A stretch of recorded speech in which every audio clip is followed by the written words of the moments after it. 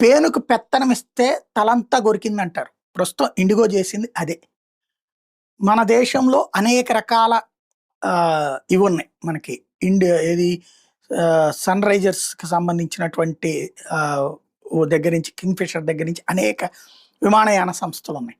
Air India ఉంది. ఇవన్నీ గూడా. అయితే ఇక్కడ సమస్య ఏంటయ్యా అంటే హైయెస్ట్ దాదాపుగా 40-50% విమానాలు ఇండిగోవే. దాని సీఈఓ విదేశీయుడు. అమెరికా చెప్పినట్టు నడుచుకునేవాడు. లేదా అమెరికా వాళ్ళ అహంకారం తలకెక్కినటువంటి వాడు. వాడు రష్యా అధ్యక్షుడు పుతిన్ భారతదేశంలో ఉన్న సందర్భంలో కావాలని ఇబ్బంది పెట్టాలనుకున్నాడు. ఆ మధ్యన అమెరికా అధ్యక్షుడు వచ్చినప్పుడు సంథింగ్ ఎవరు వచ్చినప్పుడు కావాలని ఢిల్లీలో అల్లర్లు సృష్టించారు.